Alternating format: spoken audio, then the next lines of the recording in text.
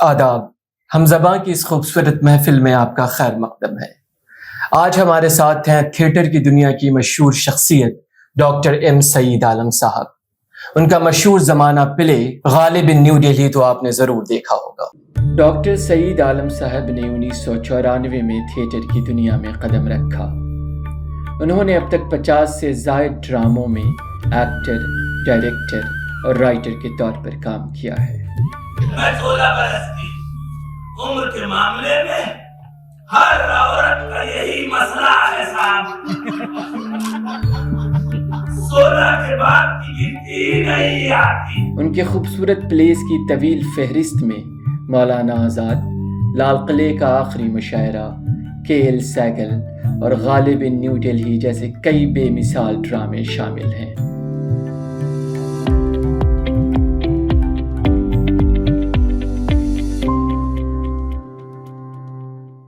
گفتگو کا آغاز کرتے ہیں تھیٹر کے سفر سے۔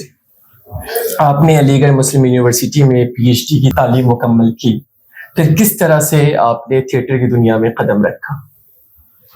اتفاقیہ آپ کہہ سکتے ہیں، حادثاتی طور پہ علی گڑھ کی وجہ سے ہماری عادت تھی کہ ہم شام گھر میں نہیں گزار سکتے، وہ کھلے آسمان کے نیچے ہی۔ تو یہاں مجھے بڑی کوفت ہوتی تھی آفس سے آنے کے بعد، جس گھر میں میں رہتا تھا، بلکہ جس کمرے میں میں رہتا تھا وہاں قید ہو جانا پڑتا تھا۔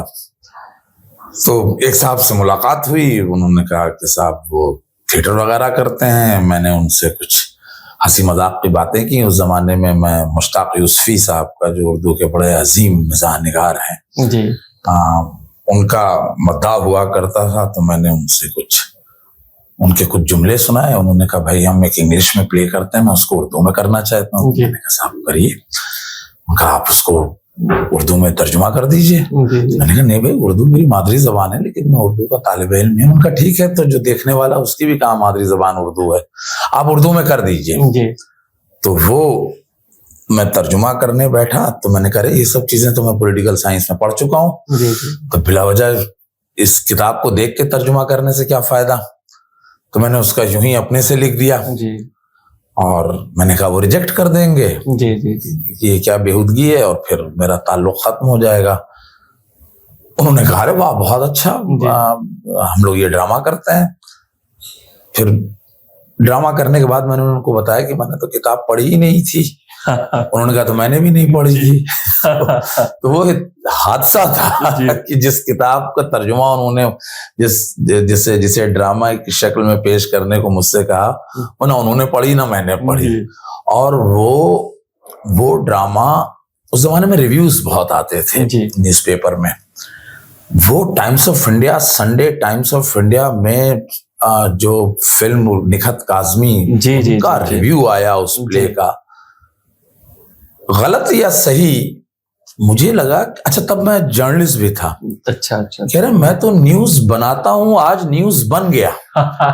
تو بھائی یہ تو بہت اچھی چیز ہے صاحب۔ اور وہ پھر علی گڑھ میں اور جگہ بھی خبر پہنچی، اور وہ ریویو، وہ ایک غلط ڈیسیزن تھا یا صحیح ڈیسیزن تھا مجھے نہیں معلوم۔ کبھی کبھی سوچتا ہوں تو غلط لگتا ہے، کبھی سوچتا ہوں تو صحیح۔ میں نے طے کیا اب میں ڈرامے کے علاوہ کچھ نہیں کروں، جس کی وجہ سے میرا نام ہندوستان کے چنندہ انگریزی اخباروں میں آ جائے، اس سے اچھا پروفیشن اور کیا ہو سکتا ہے۔ تو بس وہ اچانک اتفاقیہ ہی تھا کہ وہ، میرے خیال سے اس کی وجہ یہ تھی کہ وہ پلے تھوڑا مشہور بھی ہوا، بڑے اچھے ریویوز ملے اس کو۔ اصل کتاب کسی نے نہیں پڑھی تھی، نہ ریویو کرنے والے نے، نہ ڈائریکٹر نے، نہ میں نے، نہ ایکٹر نے۔ تو یہ ایک حادثہ ایسا میری زندگی میں ہوا کہ اس کے بعد جو ہے میں اس سے باہر نہیں نکل پایا تھیٹر سے۔ ورنہ میری تھیٹر میں کوئی تعلیم نہیں ہے، بجوس اس کے کہ شاید ہی علی گڑھ میں کوئی بھی ڈرامہ میں نہ دیکھتا ہوں۔ تو لاشعوری طور پہ یہ شوق تھا ڈرامہ کرنے کا، نہ صحیح ڈرامہ دیکھنے کا۔ اور علی گڑھ میں ڈرامے بہت دیکھتا تھا، اور اس زمانے میں ڈرامے ہوتے بھی بہت تھے، اور علی گڑھ اسکول آف ڈرامہ سے میں متاثر بھی بہت ہوں۔ تو یہ خوبصورت اتفاق یا حادثہ جسے کہتے ہیں وہ سرزد کا ہوا دلی میں. اچھا دلی میں. میں دلی میں تھا. جی. کسی صاحب سے نظام الدین میں ایسی ملاقات ہوئی اور ان کا میں ڈرامہ کرتا ہوں, آپ اس کو لکھ دیجئے. میں نے کہا میں لکھ دیتا ہوں. جی. تو پھر اچھا لگنے لگا. آپ شام کو ناٹ پلیس جاتے تھے, وہاں ریہرسل کرتے تھے, لوگوں سے اٹھنا بیٹھنا ہوتا تھا, ہنسی مذاق ہوتا تھا, ڈراموں کی تیاری ہوتی تھی, ڈراموں کا بیک سٹیج پروسیس ایک ہوتا تھا. اور آپ تو جانتے ہوں گے ہم علی گڑھ سے آئے تھے تو وہاں تو ڈرامہ بیک وقت 2000 بچے دیکھتے تھے.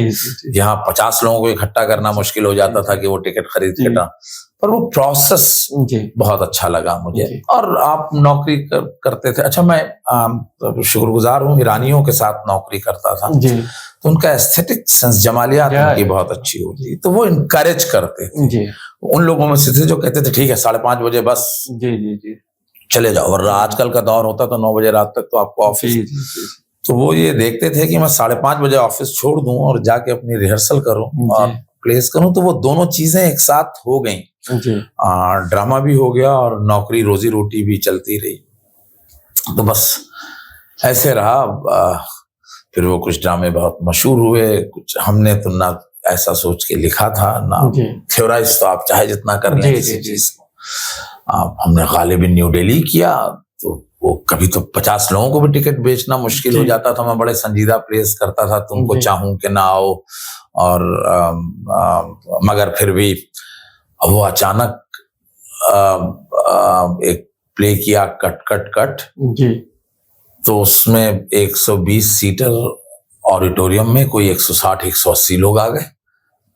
تو مجھے سمجھ میں نہیں آیا کیوں آ گئے. تو پتا چلا کہ ایک زمانے سے دلی میں کامیڈیز نہیں ہوئی تھی اور اوریجنل کامیڈیز نہیں ہوئی تھی. وہ ہمیشہ وہ پرانی کامیڈیز جو تھیں جن کا ہندی ایڈیپٹیشن ہو چکا تھا, بیویوں کا مدرسہ اور اس قسم کے پلیز, تو بہت لوگ دیکھنے آئے. ورنہ ہماری تو کوئی شہرت تھی نہیں, ہمیں تو کوئی جانتا نہیں تھا ہمارے نام سے.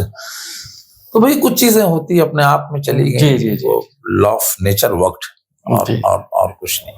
آپ کا مشہور پلے غالب نیو دہلی تھا, اس کی بہت پذیرائی ہوئی. غالب کا ایک مشہور شعر ہے, پوچھتے ہیں وہ کہ غالب کون ہے, کوئی بتلاؤ کہ ہم بتلائیں کیا. آپ کے خیال میں غالب کون تھا اور کون ہے؟ اب بہت ذہین شخصیت تھی. ایسی شخصیتیں میرے خیال سے 200 یا 300 برس میں ایک بار پیدا ہوتی ہیں. غالب بحیثیت انسان تمام برائیوں اور اچھائیوں کے حامل تھے, اور ان کے اندر کمیاں اور خامیاں بہت ہیں, لیکن وہ چیز ان کے 2 کاموں میں نظر نہیں آتی. ایک تو ان کی شاعری میں, دوسرے ان کے خطوط میں. تو یہ جو جدت پسندی غالب کی ہے, غالب کو آپ غالب کے زمانے میں جا کے دیکھیے, یا آج کل کے دور میں, آج کل کے زمانے میں اگر کوئی شخص اپنے زمانے سے 150 برس آگے کی سوچ رہا ہو, یہ آپ کو کروڑوں میں شاید کوئی ایک شخص ملے گا. خود غالب کے شعر میں غالب کے زمانے میں پذیرائی بہت زیادہ نہیں ہوئی. بھائی ایک تو بہت ہی مشہور مصرع ہے ان کے خلاف کہ اگر اپنا کہا تم آپ ہی سمجھے تو کیا سمجھے, مزہ کہنے کا جب ہے ایک کہے اور دوسرا سمجھے, زبان میر سمجھے اور کلام میرزا سمجھے, مگر ان کا کہا یہ آپ سمجھیں یا خدا سمجھے. اور غالب صاحب اس زمانے میں بھی کہتے تھے کہ مشکل ہے زبس کلام میرا اے دل, سن سن کے اسے سخن وران کامل, آسان کہنے کی کرتے ہیں فرمائش, گویم مشکل وگرنہ گویم. غالب نے اپنے بارے میں پیشین گوئی کر دی تھی اپنی شاعری میں کہ میری پذیرائی آج نہیں, آج سے 50 برس 100 برس 150 برس بعد ہوگی. ان کا ایک اور شعر ہے جس کا پہلا مصرع مجھے ٹھیک سے یاد نہیں آ رہا ہے, دوسرا مصرع ہے جس سے مفہوم ظاہر ہو جاتا ہے شعر کا. میں اندلیب گلشن نا آفریدہ ہوں, میں اس باغ کا بلبل ہوں جو باغ ابھی پیدا ہی نہیں ہوا ہے. تو ایک گوشت پوست کے انسان کا اپنے بارے میں اتنی سٹیک پیشین گوئی کرنا، جو بات 100% درست ثابت ہوئی کہ صاحب ہم نے ذوق کو سنا ہے، ہم نے مومن کو سنا ہے، لیکن زبان زد کون ہے؟ غالب ہے. تو ایک عظیم ذہین شخصیت. بلکہ غالب کے ہاں جو تضاد ہے وہ ڈرامے کا بڑا اچھا پہلو ہے.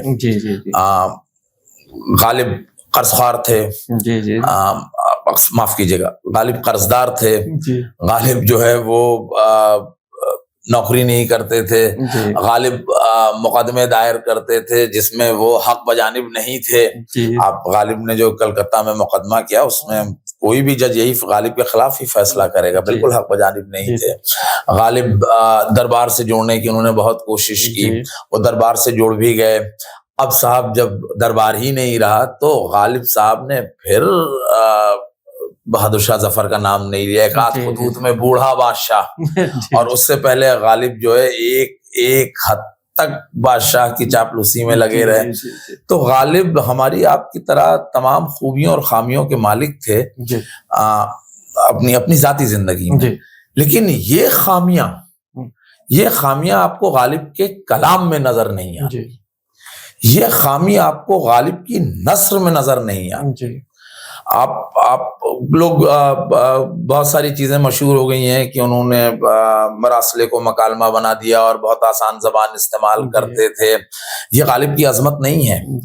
غالب کے خطوط میں پڑھتا ہوں اور اس میں فارسی کو لے کے اور اردو شاعری کو لے کے اور اردو شاعری کی گرامر کو لے کے، فارسی کی گرامر کو لے کے بہت بڑے بڑے اسکالرز جب کہتے تھے کہ صاحب غالب نے یہ لفظ غلط استعمال کیا ہے، غالب سند پیش کر دیتے تھے فارسی کے اساتذہ.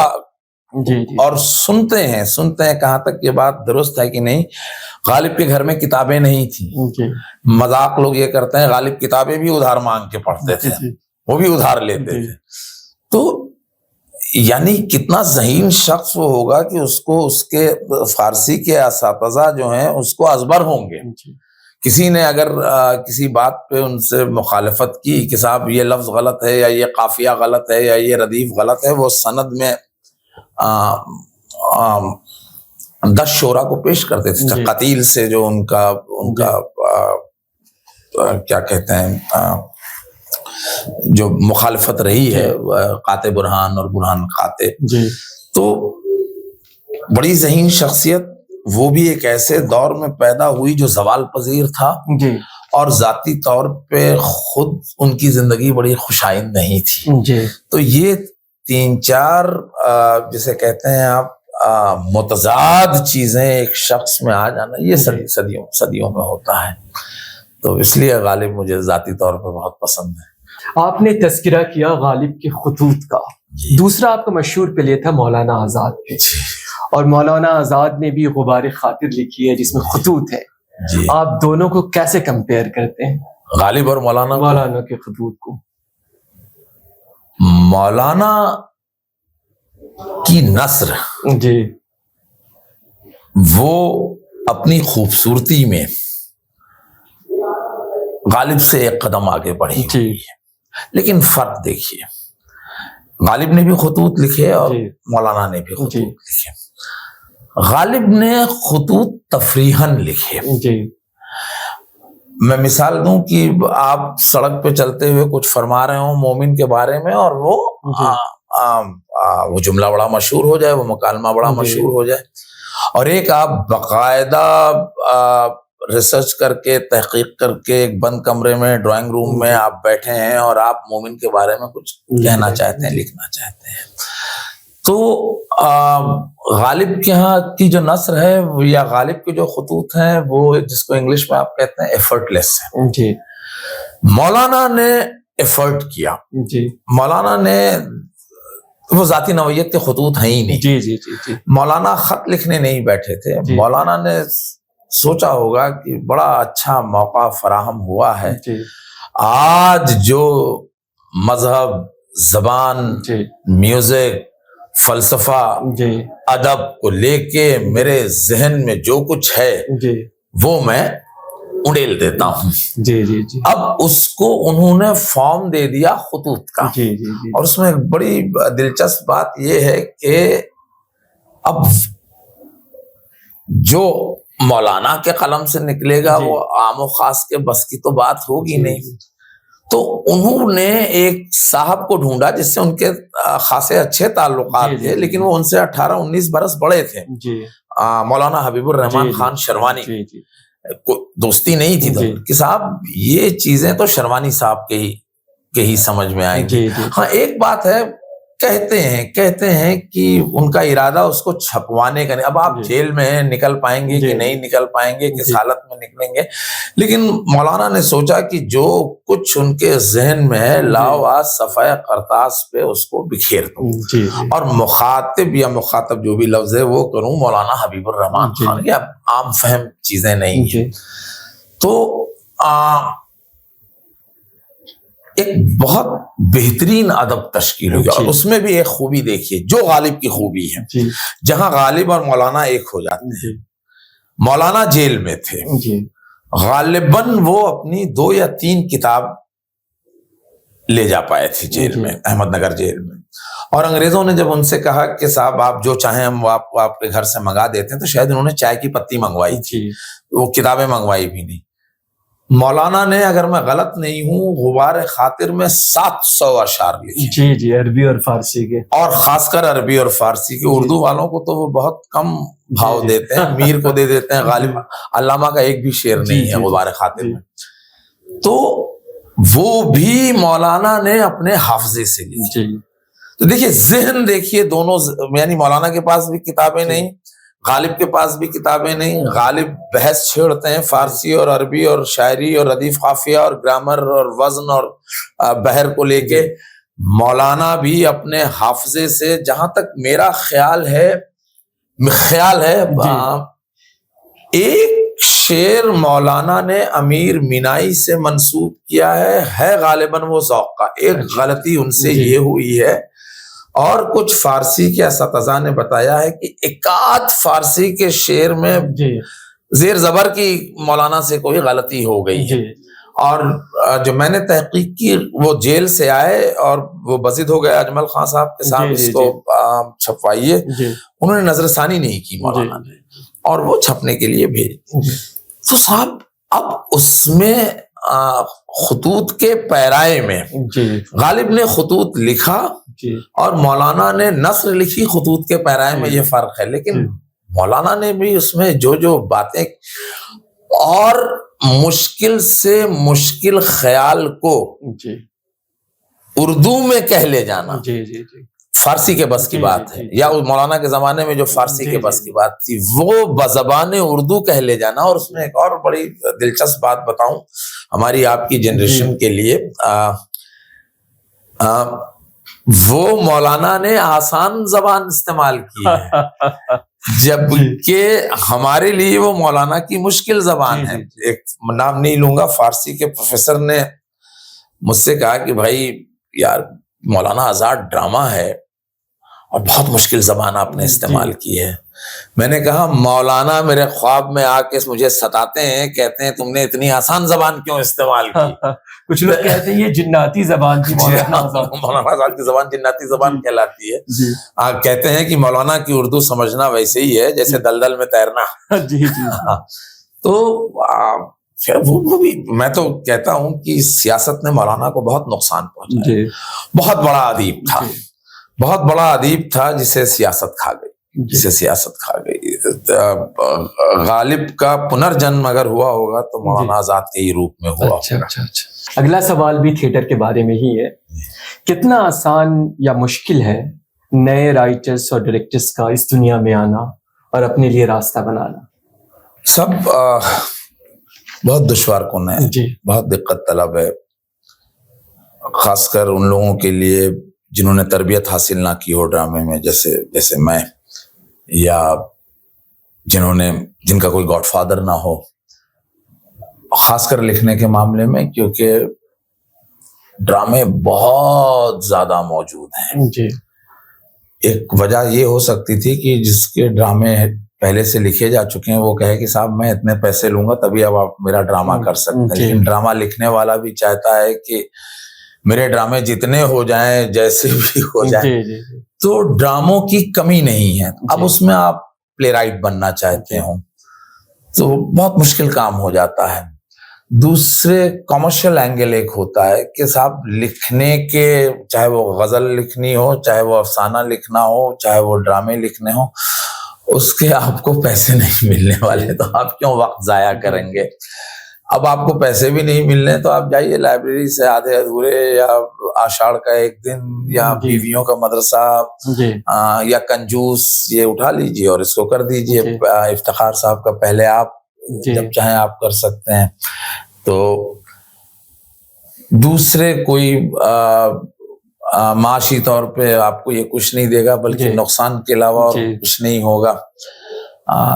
تیسرے یہ آپ کا شوق ہے، آپ شوق کے لیول پہ آپ کتنا وقت اور دے سکتے ہیں. تو ہم جیسے لوگ کبھی کبھی کچھ چیزیں کلک کر جاتی ہیں تو آپ یہ رسک لے سکتے ہیں کہ چلیے صاحب جو آپ کا شوق ہے اسی کو آپ اپنا معاش بنا لیں. یہ ایسے ہی ہے کہ، اور یہ بہت ریئر ہے کہ آپ کو آئس کریم کھانے کا شوق بھی ہو اور آئس کریم والا آپ کو پیسے بھی دے دے اس کے. ایسا تو ہوگا نہیں، شاید کبھی کبھار، شاید سالوں میں کوئی ایسا موقع پیش آئے. دشوار ہے، دقت طلب ہے، لیکن ایک چیز یہ بھی ہے کہ ہر شخص کا کوئی نہ کوئی شوق تو ہوتا ہے، اور اس شوق کے لیے وہ اپنا وقت اور اپنے پیسے بھی ضائع کرتا. ورنہ تو ہمارے گھروں میں پیسوں کا ڈھیر لگ جائے گا بھائی. جب ہم نوکری کرتے ہیں، تنخواہ پاتے ہیں، تو پھر اپنے کچھ شوق جو ہوتے ہیں ان کی تکمیل کرتے ہیں. کسی کو لکھنے کا شوق ہے، کسی کو کھانا کھانے کا ہی شوق ہے، کسی کو فلمیں دیکھنے کا شوق ہے. تو ختم تو نہیں ہوگا، اس کے باوجود کہ اس میں بہت رسک انوالوڈ ہے. اب آپ کسی ینگسٹر سے کہیں جس کو لکھنے، پڑھنے، ڈرامے، ایکٹنگ وغیرہ کا بہت شوق ہے کہ بھائی تم روزی روٹی کی تلاش مت کرو اور صبح سے شام تک. میں اپنا ذاتی تجربہ بتاؤں، میرے گروپ میں ایک بڑا امیر بچہ ہے، تو اس کے ماں باپ نے اس کو پاکٹ منی تک دینا بند کر دیا ہے کہ بھائی اچھا تو جاؤ کرو تھیٹر، جتنا کرنا چاہتے ہو کرو، صرف ہمارے گھر میں رہ سکتے ہو، سو سکتے ہو اور کھانا کھا سکتے ہو. تو اس کے والدین کو بھی معلوم ہے کہ بھائی تھیٹر میں کہیں اپنا یوتھ یہ ضائع نہ کر دے، اس کو نوکری کرنی چاہیے. پڑھے لکھے اچھے بچے ہیں، لیکن اب وہی ہے شوق ورسز جس کو کہہ لیں روزی روٹی، شوق ورسز یہ سب کے ساتھ یہ دشواری آتی ہے. میں نے بہت سے لوگ میں اپنی ذاتی زندگی میں جانتا ہوں جو بہت اچھے پینٹر تھے، بہت اچھے شاعر تھے، پتہ چلا وہ کارپوریٹ میں نوکری کر رہے ہیں. یا میں خود ہی ایگزامپل دے دیتا ہوں، ہمارے بڑے ابا کا بہت اچھے شاعر، اور زندگی بھر ONGC میں نوکری کی تو انہوں نے یہ کبھی ہمت نہیں کی کہ صاحب اب میں صرف شاعر بنوں گا اور کچھ نہیں. تو کچھ لوگ یہ کر لیتے ہیں کہ صاحب اب تو پھر بھی حالات بہتر ہو گئے ہیں. اگر اچھے شاعر ہیں اور دبئی کے مشاعروں میں جاتے ہیں تو پیکٹ، حالات بہتر ہو رہے ہیں لیکن اب بھی بہت مشکل ہے. بہت مشکل. آپ کو لگتا ہے کہ زمانے کی افراتفری میں ہم اپنی تہذیبی وراثت بھولتے جا رہے ہیں؟ دیکھیے کچھ تو فطرتی طور پہ ہوتا ہے. اگر آپ کی تہذیب میں ایک زمانے میں تھا کہ صاحب آپ صرف سفید رنگ کا کرتا پیجامہ پہنیں گے، اب وہ فطری تقاضے ایسے ہو گئے کہ وہ کرتے کا کلرفل ہونا ضروری ہے. اور وہ بھی ان لوگوں نے شروع کیا جن کا تہذیب سے ہماری بہت گہرا تعلق تھا. میں نام بھی لے سکتا ہوں، جاوید اختر صاحب نے، جو اس تہذیب سے آتے ہیں جہاں صرف سفید کرتا پیجامہ پہنا جاتا، لیکن انہوں نے خوب کرتے پہنے اور پھر ہم لوگ کو بھی مجبور کیا کہ ہم بھی رنگ برنگے کرتے پہنے. ہاں، پر ایک بات ہے، جاوید صاحب نے تہذیب چھوڑی بھی نہیں، پیجامہ ضرور پہنتے ہیں. وہ بھی سفید. دیکھ لیجیے. تو ہمیں بیلنسنگ ایکٹ تو آنا چاہیے. تہذیب کے بہت سارے تقاضے ہوتے ہیں جن کو آپ قائم رکھیں، دائم رکھیں، اور جو تبدیلیاں آ رہی ہیں ان کو بھی آپ ایکسپٹ کرتے چلیں. فار ایگزامپل میں زبان کو، ہم میں سے، آپ میں سے بہتوں کی زبان، مادری زبان اردو ہے، اور یہ ہمارا تہذیبی اثاثہ بھی ہے اردو. اور ہماری روزی روٹی اور ہمارے معاشی حالات کے پیش نظر ہمیں انگریزی جاننا ضروری ہے. یعنی یہ چیز تو آپ دیکھ لیجئے، آج سے سر سید نے شروع کر دی تھی کہ بھائی آپ کی تعلیم کی زبان جو ہے وہ انگریزی ہوگی، آپ کی مادری زبان ہوگی. اب ہم بیلنسنگ ایکٹ کیسے کرتے ہیں؟ یہ ہمارے اوپر ایک دوہری بلکہ تہری ذمہ داری آ گئی ہے کہ زبان کی جو تہذیبی وراثت ہے اس میں ہمارے پاس اردو ہے، ہندی ہے جس میں بھی ہماری تعلیم ہوئی ہوتی ہے، اور جس زبان میں ہم سماج کے جن لوگوں کے ساتھ رہتے ہیں ان سے ہمارا اٹھنا بیٹھنا انٹریکشن ہوتا ہے. ہم وہاں بڑی ثقافتی اردو اور وہی جناتی اردو نہیں بول سکتے، اور انگریزی جو ہے وہ ہمارے پروفیشن کی زبان ہے. اب اس کو اردو دھیرے دھیرے روزگار کی زبان نہیں رہ گئی. اب ہمارے اوپر یہ دوہری ذمہ داری ہو جاتی ہے کہ ہم روزگار کی زبان نہ ہونے کے باوجود اس کو بچائے رکھیں. اس کی 3 وجوہات ہیں. ایک تو بہت تاریخی زبان ہے، دوسرے ہمارا تاریخی اثاثہ اس زبان میں بہت موجود ہے. اگر آپ یہ لکھنا پڑھنا بھول جائیں گے، آپ کو غالب ہندی میں مل جائیں گے، غالب انگریزی میں مل جائیں گے، غالب بانگلہ میں مل جائیں گے، لیکن 1707 میں جو کچہری کا کام ہوا تھا وہ ڈاکیومنٹ آپ کو کہاں سے، کون اس کو ہندی، تو آپ کو زبان اور زبان کا رسم الخط دونوں جاننا بہت ضروری ہے. تو اس لحاظ سے اب ہمارے اوپر ایک یہ ذمہ داری بن جاتی ہے کہ جب ہم اردو میں خط نہیں لکھ سکتے، جب ہم اردو میں اپنی روزمرہ کی آفس کے لیٹرز ایکسچینج نہیں کر سکتے، ای میل نہیں کر سکتے، جس کو ہم کر رہے ہیں اس کو کوئی ضروری نہیں ہے کہ وہ زبان آتی ہو، تو ہمیں اپنی طرف سے اس زبان کو خاص کر ایک تو اپنے بچوں کو سکھانا پڑے گا، کیونکہ اسکول میں ان کے پاس وہ بحث سبجیکٹ ہوتی نہیں، اور اسکول میں بھی ان کو وہ سیکنڈ لینگویج جرمن اور فرینچ اب بچے زیادہ لینے لگے ہیں. تو ہمیں گھر پہ جس سختی سے ہمیں قرآن پڑھایا جاتا تھا اس میں تھوڑی سی ڈھیل کر دی جائے، اور اسی سختی سے ہمیں اردو بھی. میرے بچوں کے ساتھ یہ مسئلہ ہوا، جو انہوں نے قرآن شریف کی تعلیم حاصل کی، اب میں نے ان کو اردو پڑھانا چاہا، تو وہ مولوی صاحب نے ان کے دماغ میں اتنا زیادہ قرآن کا رسم الخط بٹھا دیا تھا کہ میرے بچوں نے کہا نہیں، ڈا تو کچھ ہو ہی نہیں سکتا، ڑا تو کچھ ہو ہی نہیں سکتا.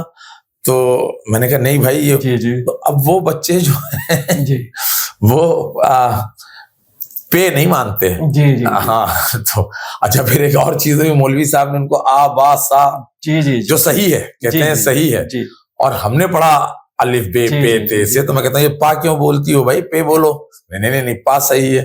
تو ہمیں ذرا سا بچوں کی تعلیم و تربیت جو بھی ہم آدھا گھنٹہ 1 گھنٹہ ان کو مذہبی تعلیم کے لیے دیتے ہیں، وہ ان کو اردو کی تعلیم کے لیے بھی دیں. اور یہ ماننا پڑے گا کہ اردو ہماری مادری زبان رہ گئی. کل خدا نہ خواستہ سارا انٹریکشن انگلش میں ختم ہو جائے تو ہم چائنیز سیکھ لیں گے. تو ان کی جن کی مادری زبان رہ گئی ہے ان کو ایڈیشنل ایفرٹ ڈالنا پڑے گا کہ ان کے بچے اردو سے واقف ہوں، زبان سے بھی اور تحریر سے بھی اور رسم الخط سے بھی، خواہ اس کا براہ راست تعلق روزگار سے یا ان کے کریئر سے یا ان کے مستقبل سے نہ ہو. میں اس کو بہت بریفلی کہہ دیتا ہوں کہ ہو سکتا ہے اردو کا تعلق ہمارے مستقبل سے نہ رہ جائے، لیکن ہمارے ماضی سے ہے. جی اور اس لیے ہم سب کو اردو جاننا ضروری ہے. ہم کو تو نیچرلی جی آ گئی تھی, جی ہمارے بچوں کو شاید نہ آئے. وہ میں کہتا ہوں کہ اخبار انقلاب لاؤ, وہ کہتا ہے کہ آپ کے لیے ایک انقلاب لاؤں میں پورے سرتا بہار میں. جی جی تو اب مجھے کچھ ایکسٹرا کوشش کرنی پڑے گی کہ اردو اخبار یا اردو رسالہ وہ بھی آنا بند ہو گیا ہے. کچھ نہیں تو وہی کہ صاحب جی ہاتھ سے ہی لکھنا پڑھنا. اسی سے جڑا ہوا ایک سوال ہے کہ ہماری نئی نسلوں کو جن کو انگریزی اسکول میں پڑھایا جاتا ہے, نئی بستیاں آباد ہو چکی ہیں یو اے ای میں, یو ایس میں, یو کے میں, جہاں بچوں کو اردو نہیں آتی بیکاز کوئی اسکول نہیں ہے, وہاں تک اردو کو کس طرح سے لے جا سکتے ہیں؟ دیکھیے جیسے اور زبانیں جا رہی ہیں, جی ایک تو ہمیں یہ احساس دلانا پڑے گا کہ مادری زبان تو ہماری وہی رہے گی جو ہمارے والدین کی تھی.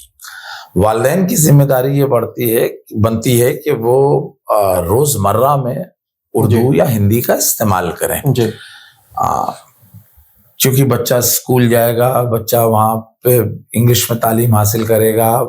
وہیں اگر پیدا ہوا پلا بڑا, یہ ایک بہت بڑی دقت آ رہی ہے ہمارے دوست احباب کے ساتھ کہ وہ بچہ پیدا ہوا وہیں پلا بڑا, اس کا پیئر گروپ ہے وہ انگلش بولتا ہے تو وہ گھر میں بھی انگلش ہی بولتا ہے. اس میں کچھ بیلنسنگ ایکٹ کیجئے, کبھی انگلش میں بات کیجئے کبھی اردو میں کیجئے. تو یہ نان ٹیکنالوجیکل طریقہ ہو گیا جو بہت ضروری ہے, اتنی ضروری ہے جتنی. اب ٹیکنالوجی نے کی جو ایڈوانسمنٹ ہے جس کی وجہ سے آپ اردو رسم الخط, اردو زبان, اردو ادب آپ سیکنڈز میں کسی کو پہنچا سکتے ہیں. وہ طریقہ بھرپور استعمال کیجئے. لیکن کوئی بھی زبان, کوئی بھی تہذیب, کوئی بھی ادب صرف ڈیجیٹلی سکھایا اور پھیلایا نہیں جا سکتا. تو اس کا جس کو میں کہتا ہوں لائیو اظہار ہونا ضروری ہے. اب آپ ایک سنڈے کلب بنائیں یا فرائیڈے کلب بنائیں یا ایوننگ کلب بنائیں جس میں بہت دلچسپ طریقے سے زبان سکھائیں. اب شاید بچہ وہ نہ سیکھے کہ ہاں یہ الف ہے, یہ بے ہے, الف سے انار. اب وہ صاحب آپ جیسے مجھے یاد نہیں ہے, مشورہ دینا تو سب سے آسان کام ہے, تو میں نے مشورہ دیا تھا کہ صاحب جیسے الف کا انسائکلوپیڈیا تیار کیجیے کہ الف سے صرف انار ہی نہیں ہوتا, الف سے یہ بھی ہو سکتا ہے, یہ بھی ہو سکتا ہے. اچھا اگر الف سے انار ہے تو انار کی کیا خصوصیت ہے؟ تو اب بچے کو آپ نے الف سے انار کے بعد یہ بھی بتایا کہ انار یہ ہوتا ہے, انار یہاں پیدا ہوتا ہے, انار میں بلکہ یہ تو بڑوں کے لیے بھی کیا جا سکتا ہے. آپ نے ایک پیرایا لیا کہ آپ سعید عالم کو اردو قاعدہ سکھانے جا رہے ہیں. سعید عالم کو پہلا سبق آپ نے دیا الف سے انار. اب سعید عالم کہیں گے یار یہ الف سے انار تو ہم نے 1969 میں بھی اماں سے سنا تھا. اب صاحب وہ انار کیا ہوتا ہے اور انار کی خوبیاں کیا ہوتی ہیں اور اس میں کون سا وٹامن پایا جاتا ہے اور آئرن کتنا ہوتا ہے اور کس اس میں سب سے زیادہ پیدا ہوتا ہے اور انار کا ادب سے کیا تعلق ہے, شاعری میں کہاں کہاں. تو اگر آپ الف سے لے کے بڑھئے تک کا ایک قاعدہ تیار کریں اور اس قاعدہ میں باقاعدہ انسائکلوپیڈیا ہو, جیسے توئے سے طوطا. تو اب طوطا کیا ہوتا ہے آپ اس کی بھی بحث کر لیجئے کہ بہت سے لوگ تے سے طوطا لکھنے لگے ہیں. ہاں مشتاق یوسفی نے کہا کہ میں تو توئے سے اس لیے لگتا ہوں کہ طوطا یاد آ جاتا ہے, چونچ, طوطے کی چونچ اور توئے. جیسے مولانا آزاد کی بات ہم کر رہے ہیں, تیار وہ توئے سے لکھتے ہیں اور وہ ایکچولی ماخوذ ہے تیارے سے. تیار ہو جانا. تو اب دھیرے دھیرے وہ جیسے میں نے مولانا کے یہاں دیکھا کہ وہ سوچنا, اس کو سوچنا لکھتے ہیں ہمیشہ نون, سین واو کے بعد نون لکھتے ہیں. پھر کچھ لوگوں نے مجھے بتایا کہ ہاں اس کو اس زمانے میں ٹھیٹھ اردو کہتے تھے. تو دلچسپ طریقے سے آپ زبان کیسے سکھا سکتے ہیں؟ 3 طریقہ ہو گیا. روزمرہ کی بات چیت اور گفتگو. مان لیجیے آپ انگریزی میں ہی گفتگو کر رہے ہیں, وہ چیز ذہن میں دیکھو بھائی دیکھو اس کے لیے اردو میں یہ لفظ ہے. میں جیسے بہت سی چیزیں جب میں کسی دوسرے ملک خاص کر عرب ممالک میں جاتا ہوں تو میں پڑھتا ہوں کہ یار کیا کیا چیزیں عربی سے ہم نے لی ہیں جی اور اس کے معنی اکثر بدل گئے ہیں. جی جی جی جی جی. تو آپ روزمرہ کی گفتگو میں دوسری زبانوں کا بھی سہارا لیجئے.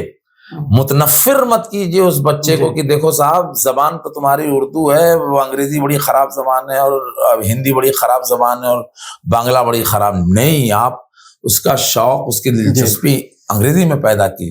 اس کو کمپیریٹو اسٹڈی اگر اس کی ہو جائے کہ وہ سوچے کہ یہاں پہ انگریزی میں یہ لفظ ہے. جیسے ہمارے کیا مذاق میں کہا جاتا تھا کہ انگریزی تو بڑی کمزور زبان ہے, چھڑی کے لیے ایک لفظ ہے اسٹک. اور دیکھیے ہماری اردو میں سنٹی, سوٹا, چھڑی, بیت ایسے مذاق کرتے تھے ہم لوگ. یا ہم لوگ مذاق کرتے تھے کہ دیکھو بھائی یہ لفظ اردو سے انگریزی والوں, اور پھر بعد میں معلوم یہ مذاق نہیں, یہ صحیح ہے. یہ اردو سے تو نہیں لیکن عربی فارسی سے کارون. جی جی بہت ہم لوگ مذاق کرتے تھے کہ صاحب دیکھیے یہ تو کارواں ہے, بعد میں معلوم یہ کارواں ہی ہے. پھر جیسے کسی سے کویت میں نے راستہ پوچھا, اس نے کوئی ٹوٹی پھوٹی انگریزی اس نے بتایا جس کا مطلب تھا کہ طول. جی تو سیدھے چلے جائیے. میں نے کہا یار ہمارے یہاں طول کا مطلب کیا ہے یار, کیوں بات کو طول دے رہے ہو, سینس وہی ہے. جی جی میں بھائی بہت طوالت. جی لیکن ان کے یہاں تو مجھے ایک زمانے بعد معلوم ہوا کہ غربت کا مطلب پاورٹی نہیں ہے, غربت کا مطلب مسافر ہونا ہے. تو وہ علامہ کا جو شعر ہے, غربت میں ہوں اگر ہم رہتا ہے دل وطن میں, یار غریب ہونے سے وطن میں دل کیوں رہتا ہے. بعد میں معلوم ہوا نہیں, غربت کا مطلب ہے اگر آپ اپنے ملک سے دور ہوں. اب صاحب مفہوم اس کا بدل گیا ہے, اب جو اپنے ملک سے دور ہے وہ غریب نہیں ہے, وہی امیر ہے جو کینیڈا, امریکہ, انگلینڈ میں رہ رہا. تو اب یہ بڑی اس دلچسپی سے اگر کہ کیسے جو لفظ ہم روزمرہ میں پھر ہمارا تلفظ, اور میں نے ایرانیوں کے ساتھ کام کیا تو وہ ہم اپنے آپ کو اردو کا ایکسپرٹ سمجھتے تھے, وہ ہماری اردو کا مذاق اڑاتے تھے. جی جی بالکل. کہتے تھے بھائی آپ لوگ تو ہے اور الف کا قافیہ ملا دیتے ہیں. جی وہ کہتے تھے کہ بھائی آگرہ کیا ہوتا ہے, آگرہ ہے نا. وہ کہتے تھے آپ لوگ جو چھوٹا ہے ہوتا ہے اس کا تلفظ جو ہے الف میں کرتے ہیں, بہت غلط کرتے ہیں. ہمارے یہاں قافیہ مل ہی نہیں سکتا, جبکہ غالب تک کیا ہے الف اور ہے کا قافیہ ملایا گیا ہے. تو وہ کہتے تھے یہ تجربہ کیا ہوتا ہے, تجربہ. میں نے ایرانیوں سے سیکھا کہ لفظ تجربہ ہے. تو ایسا کچھ دلچسپ طریقہ اگر تینوں روزمرہ ڈیجیٹلی آپ کو, اب وہ زمانہ ہو گیا کہ اگر الف آپ اپنی اسکرین پہ ڈال رہے ہیں تو وہ الف کتنے طریقے سے لکھا جا سکتا ہے اور کتنی خوبصورت طریقے سے لکھا جا سکتا ہے اور کیا کیا کیلیگرافی ہو سکتی ہے اس میں. تو ویژولز آپ کو بہت اچھے کرنے پڑیں گے, اردو سے متعلق جتنے بھی ویژولز ہیں. اور پھر کچھ لائف چیزیں, کہیں بیٹھے, کہیں نشست کر لی, کہیں بچوں کو شعر گوئی کی طرف آپ نے تحریک دی ان کو کہ بھائی آپ شعر کہیے, الٹا سیدھا غلط جو بھی ہو. تو اس طریقے سے تینوں طریقہ استعمال کر کے, اور اگر ہم نہیں بھی کرتے تب بھی یہ زبان بچی رہے گی. دیکھیے فارسی گئی, ہم کیوں شاکی ہوتے ہیں, جو اور زبانوں نے اردو کے ساتھ کیا ہے وہ اردو نے فارسی کے ساتھ کیا تھا. جب اردو ہماری پروفیشنل زبان بنی, آفیشیل لینگویج بنی, تو فارسی چلی گئی. لیکن فارسی کا لٹریچر, ادب اتنا مستحکم ہے کہ وہ زبان آج بھی استعمال میں ہوتی ہے. اردو کے ساتھ بھی رہے گا. اردو کا ادب بہت بہت. اور ایک اور فائدہ اردو کو یہ رہے گا کہ بہرحال خاصی حد تک وہ ہندی ہے جو ہم آپ روزانہ بولتے ہیں.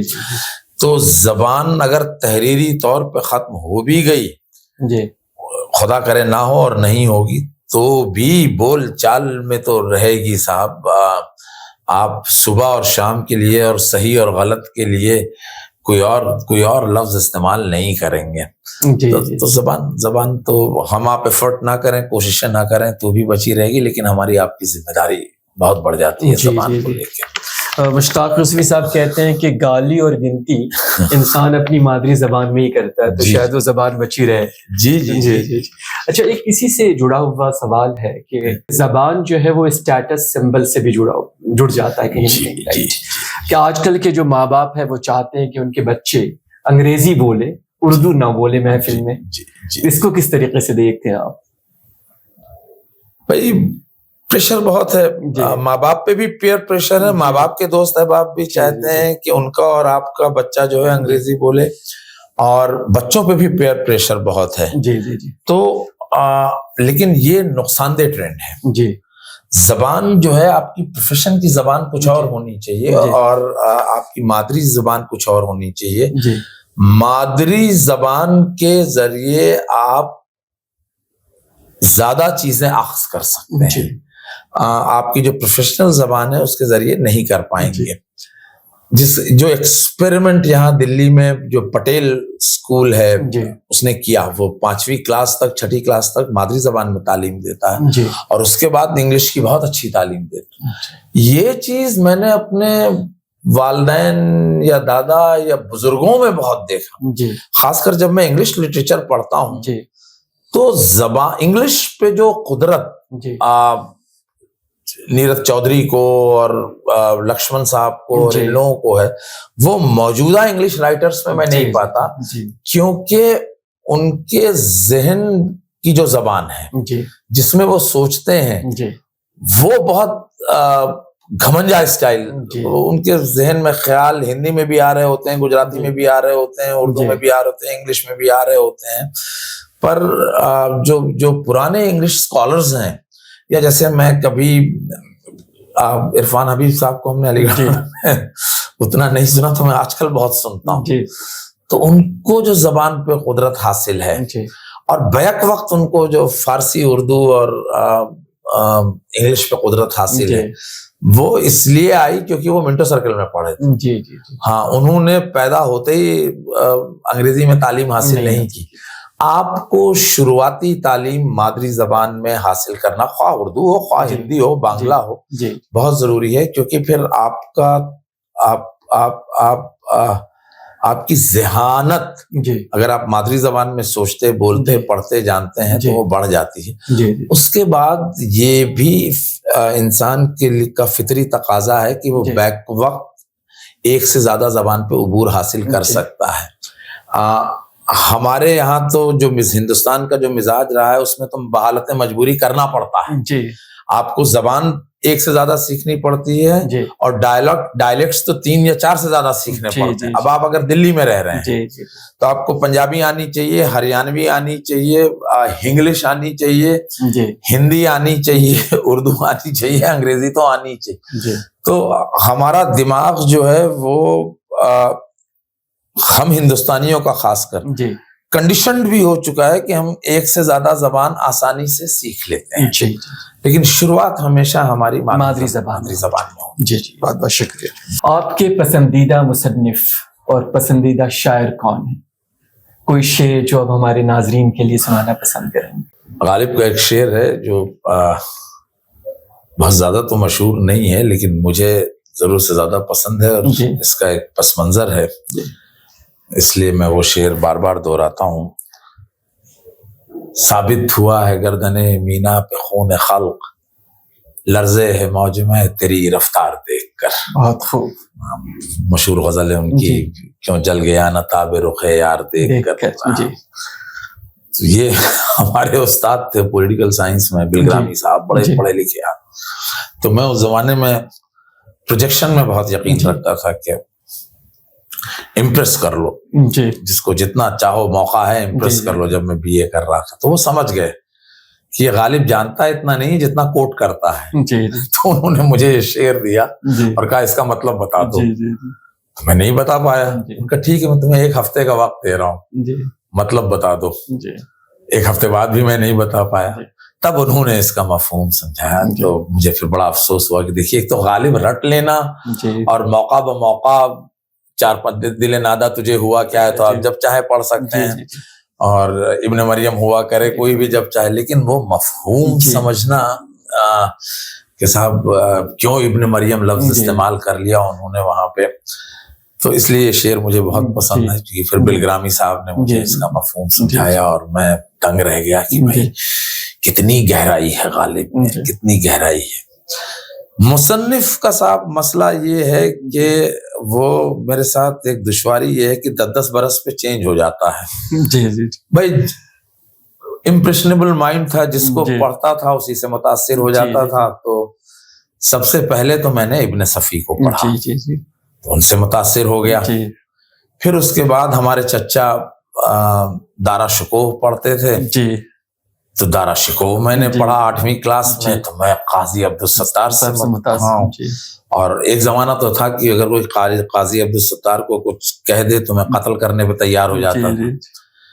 پھر وہی چچا کی وجہ سے مشتاق یوسفی کو پڑھا, وہ آج تک قائم ہے. پھر قرۃ العین حیدر کو پڑھا, تو ان کا بھکت بن گیا.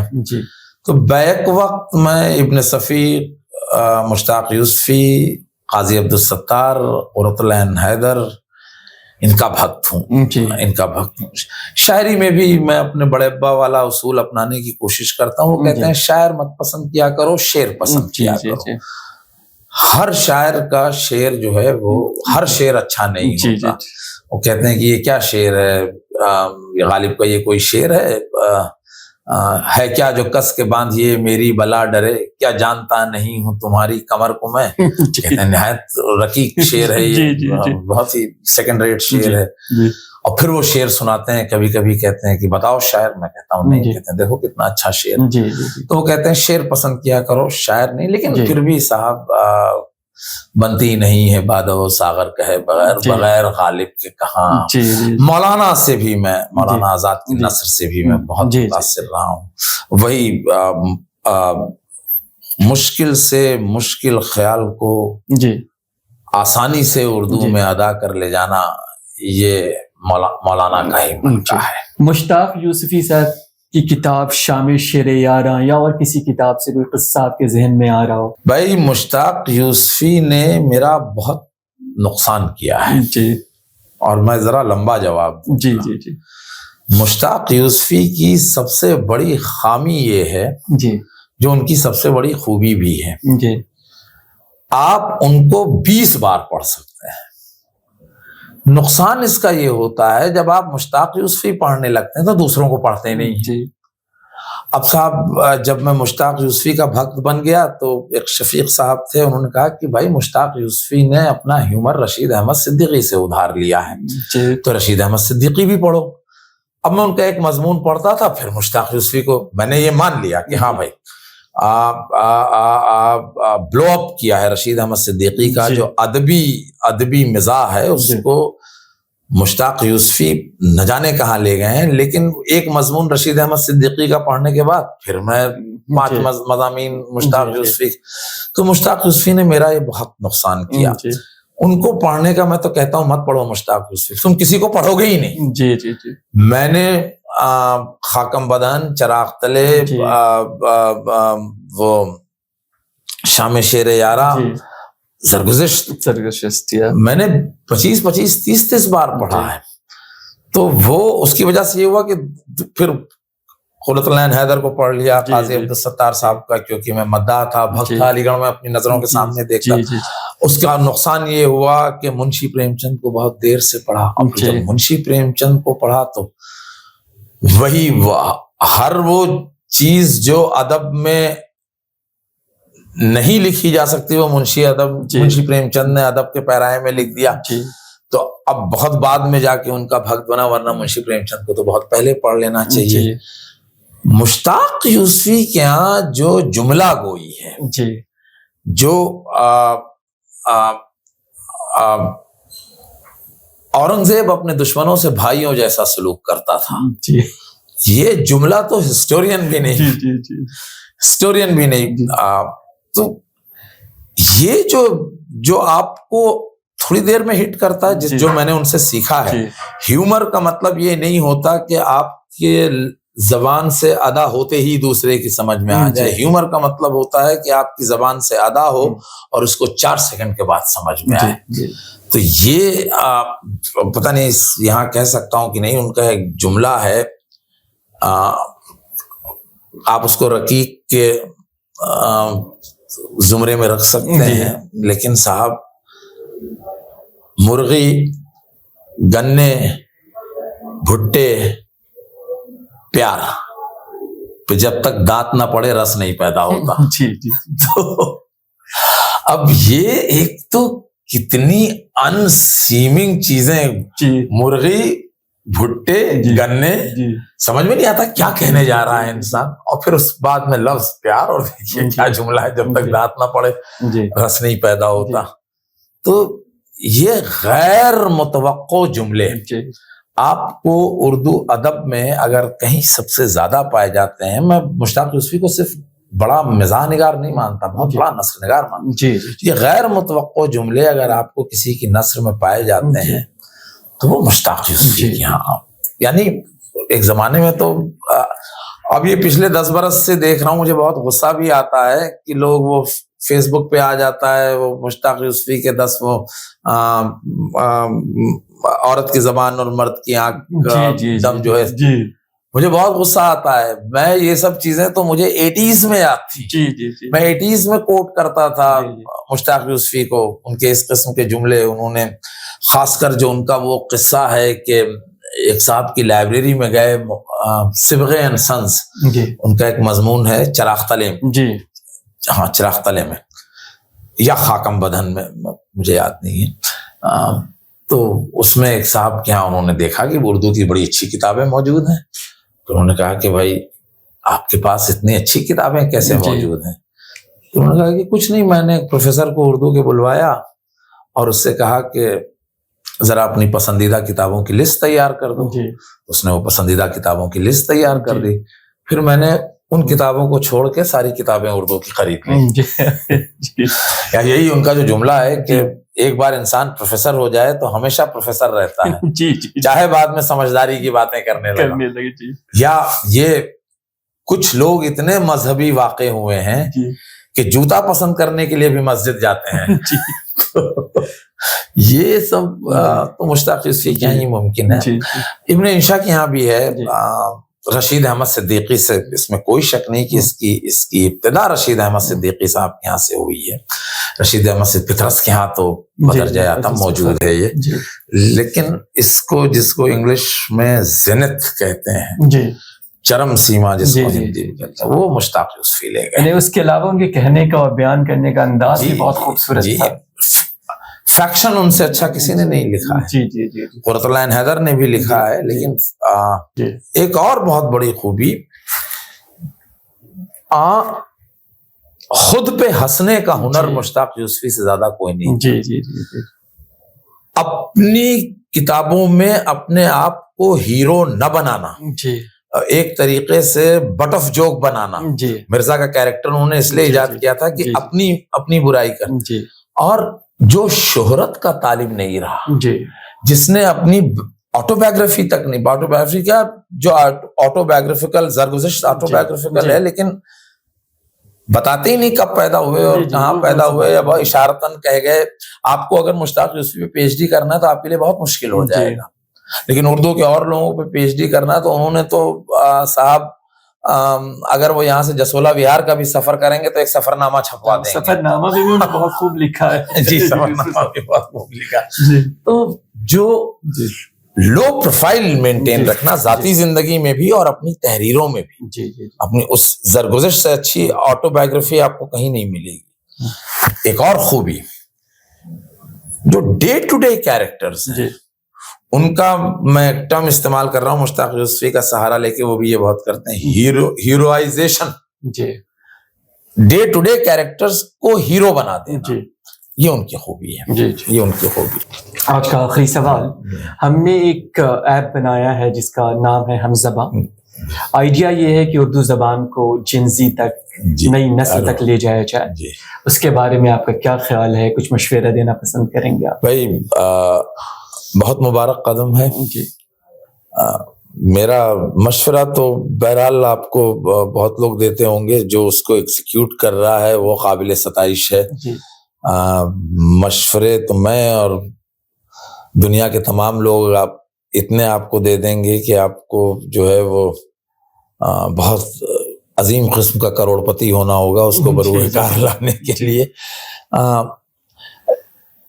اردو میں صرف ایک چھوٹا سا مشورہ یہ دوں گا کہ اردو کی جو انہرنٹ خوبصورتی ہے وہ خوبصورتی جب اردو کو آپ ڈیجیٹل فارم میں پیش کر رہے ہیں وہ خوبصورتی کسی طریقے سے لے آئیے. جب میں آپ سے یا جین زی اردو کے بارے میں آپ سے کوئی علم حاصل کر رہی ہے تو وہ جب اس کی اسکرین پہ آئے تو اس میں جمالیات ایستھیٹکس بہت ہوں.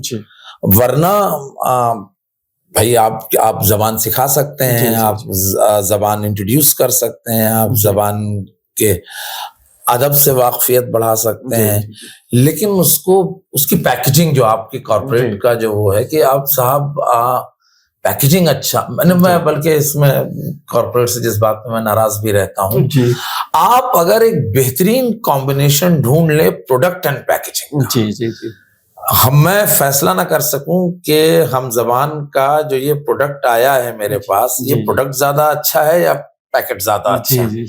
اگر یہ خوبصورتی آپ لے آئے کہ وہ پیکٹ بھی بہت اچھا لگے جس میں آپ نے مجھے اردو پروسا ہے اور اس پیکٹ میں جو آپ نے اردو ڈالی ہے وہ بھی مجھے بہت بہت اچھا. اردو پہ جب سو کالڈ زوال آیا تب بھی اردو نے اپنا معیار قائم رکھا ہے تو وہ معیار ضرور قائم ہونا چاہیے. ایک چیز فائدہ آپ کو پہنچا سکتی ہے جس کو انگلش میں ہم فینکس کہتے ہیں، صوتیاتی کشش. سننے میں تو زبان اچھی لگتی ہے تو دوسرا اس کو جاننا اور سیکھنا چاہے گا. ہم کو تو اپنے ڈرامے میں اس کا بہت فائدہ، کچھ لوگ تو اسی لیے پلے دیکھنے آتے ہیں کہ یار اب اردو سننے میں نہیں ملتی، چلو ڈرامہ دیکھنے چلتے ہیں وہاں. جیسے ہمارے غالب نیو دہلی کے بارے میں لوگوں کا خیال ہے کہ یار وہ اس میں مزہ یہ ہے کہ وہ ہریانوی اور بہاری اور پنجابی بھی سننے کو مل جاتی ہے، ساتھ میں مرزا غالب کی خوبصورت زبان اردو بھی سننے کو مل جاتی ہے، اس لیے بڑا ٹھیک ٹھاک پلے ہے. تو زبان کی تو اس خوبصورتی کا فائدہ اٹھائے. بہت بہت شکریہ اس خوبصورت گفتگو کے لیے، اس خوبصورت بات چیت کے لیے. ملاقات ہوگی ایک نئے مہمان کے ساتھ ہم زبان کی اگلی محفل میں. بہت بہت شکریہ. اللہ حافظ.